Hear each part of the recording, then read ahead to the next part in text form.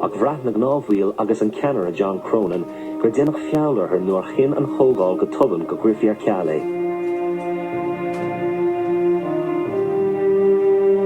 William O'Brien and Tom Johnson in particular, Cathal O'Shannon to some extent as well. And what these three were particularly adept at was relating to the spirit of militancy inside the working class movement, but letting all the steam dissipate in a way that for them was safe. Die ene er aan een geint voor haru socialta agus socialak agus inspiration die kind size revlodiger shulaka ach ni ravan ach kind agus nor hanig sé kon gnief a chorigri in our hip amakas makara. And their perspective is essentially the perspective of a bureaucrat. I don't mean that insultingly. I mean it in the sense that there'd been a massive expansion of the Irish trade union movement. In these revolutionary years had seen thousands of workers joining trade unions. So there's this huge amount of assets, of income, of buildings and property, and the heads of the Labour League want to consolidate their position. They want to make this safe, and they want to carve out a space for themselves inside of the Irish political structure. Mar sin hain, anion iireachtaí cheannairí an Loch D'Oibre, ní raibh an bhluaiseacht chomhéideach ach ina tús. San ionad Oibre in Malta agus is sráidbád ina mún, leath an bhluaiseacht mar thar leis chun pá agus cúnsí Oibre níos fearr a bhaint amach.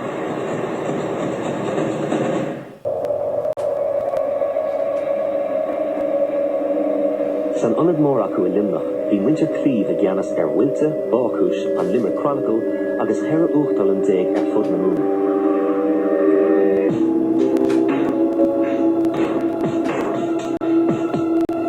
Ní raibh ceart chumann ar bith ag an bhuireann de 3,000, agus ceann an apána is ísle sa tír acu.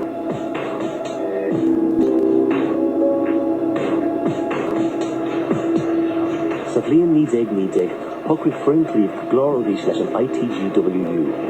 Ón lá sin a raibh, bhí feabhas an-mór ar fá agus tharla tríú nuirt idir oibrithe agus únéirí.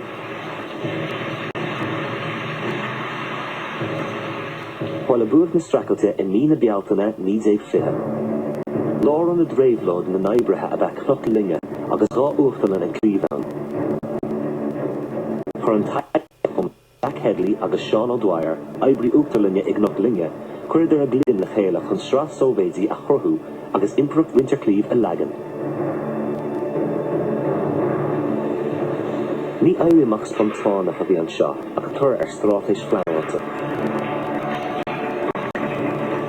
So le chuirc an tóvéid ar bun, thugfaigh oibrithe chnochlinge an náirdathe díle chun féin ar an aim a tharagáach an uachtalan. Defníodh soláthar an bhaine trí chuairt a thuairt ar uachtalanna eile sa cheantar.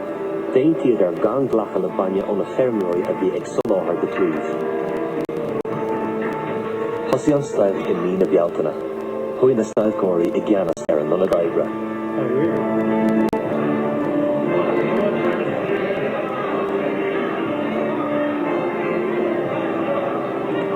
Cathú amach an banisteoir ag nach linge Riordan, agus tá banisteoir nua i measc bhuial an ceart Holland.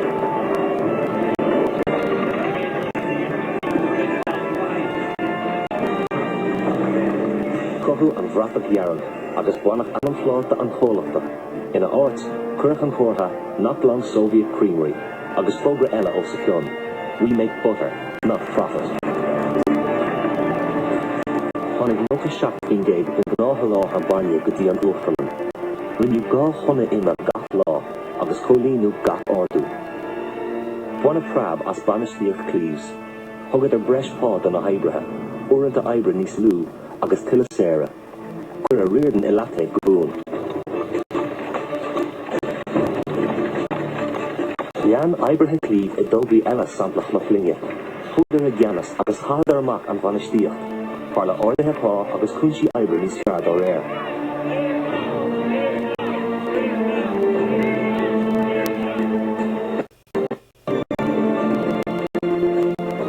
Chuaigh cuireann sa stíl chomhéid go mór a bhain ar bheonn an Loch D'Oibre ar fud na mún.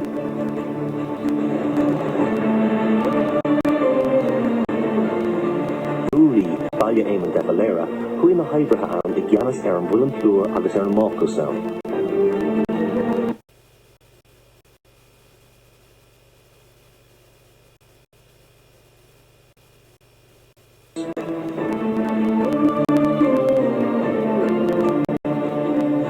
Leath na sóivéidí chuig áit na neamh chula ar nos íscaí chaisleánaí chonal. Lean caf fada epiciúil idir únar an íscaí Anthony Mackie agus íscaí áitiúla ar a túrastal ceartúrú.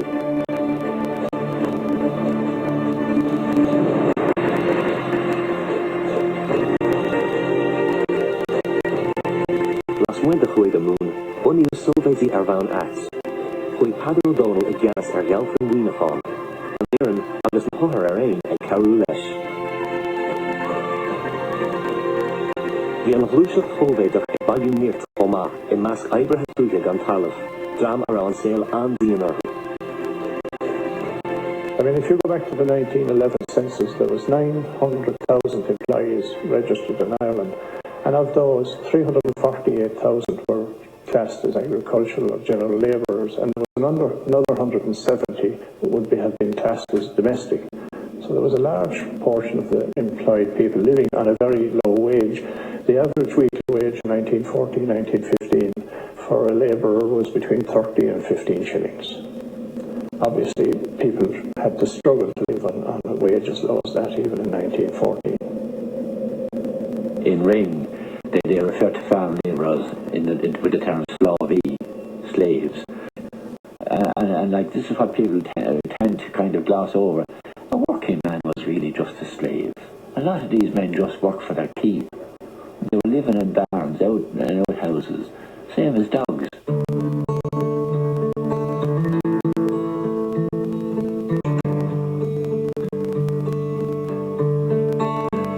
Bhí an tá ar thuisiúd a bhí fós ag obair ar halta fairsin ar a díornaí talún Angla éireannacha.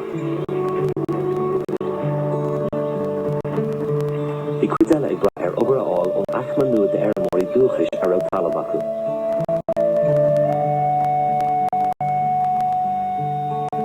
Bhí únéirí éireannacha na bheirmeacha móra díon neamhdhéalú. Ba bheag an má leis an lucht túige gan talamh agus ar spéisló a gás a ausú.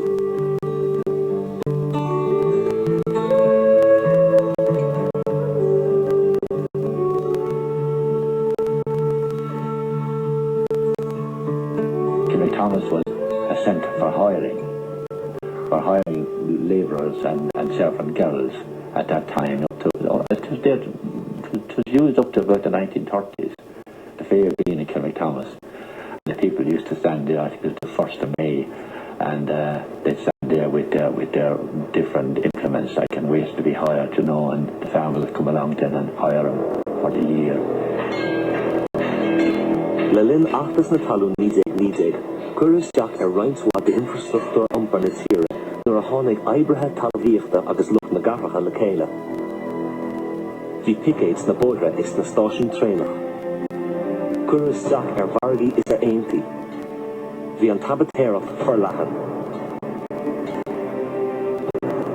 Chuir na gníomhartha stailce militeacha seo le leathnú na Sóivéidí go dtí na talta feirmeoireachta agus go háirithe is stát na díornaí talún Britainacha neamhláithrethe. Háid an rialtas crithaglas na feirmeoirí móra. Bhí faitias a bracanar go raibh an éireamórt cóchutsin mar a bhí sa rúis ag teacht go héireann. Faoi 1950 bhí cogadh na saoirse faoi lán seo.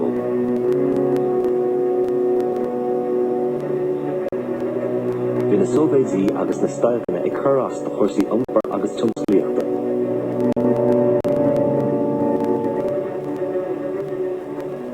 Híl an lucht riartha Britain sa fún go raibh smacht ó Highland acu ar bhainte na túthe. Rural trade unionism, or trade unionism in the small towns, was a lot stronger in Munster. The IRA was more active, and whilst the IRA wasn't out to make a social revolution, nonetheless it was a revolutionary organisation. It created revolutionary conditions. It was much more difficult for the police to operate and so forth. Certainly people like Sean Robinson had a connection with the socialist movement and indeed with the communist movement, and there were a lot of people in the IRA who had a very pragmatic attitude towards politics, and they're willing to take help from whatever quarter. And if the only people who are willing to help them are the communists or the Soviet Union, they're quite happy to take help from the Soviets. The leor de na Canassaha áitiúla IRA ball leis na haibrithe míleatacha. Is minic gur arthú siúd a bhí amrá dá méid teachsláán agus soláthirtí orthú. Nuair a dúigh oibrithe Éireann Road, saidúirí agus lón chugaí a iompar, chuir sé sin le na níochtaí féin in aghaidh na breithiúne. Hold on, what's up? The fuck are you then? Driver.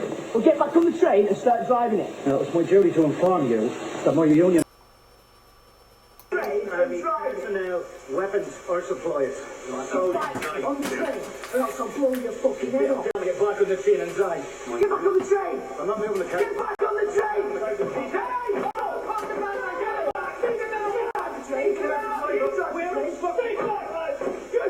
Find someone to drive this train! Get on the train. Find someone who can drive it! No! Someone to drive it! Hey, you fucker! Bhí cuid de na Canassaha IRA socht radachach chun sóivéidí a chur bunaí a chéin. Bhí Padar O'Donnell a gceannas aine den IRA in Nunagáil. Tuairiscíodh gur thosann sé an drama chur naine díornaí neamhláithrithe agus a bhí ag iarraidh sóivéidí fearna a bhunú. Ba bhagartíad na sóivéidí dar le náisiúnathe an eite dheis sa dál.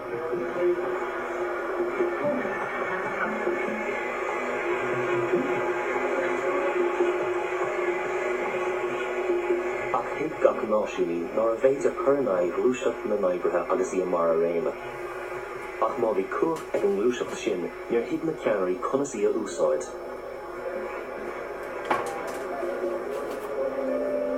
Níl sampla níos fearda sin ná stailg opras 1920 an IRA i món seo. Cuireadh brú ó na lámhríal cheannairí na bheag chumann stailg a ginearál de a ógart, chun taú le thart chéad stailg ó opris a bhí faoi glas ag dalach gan chúisih.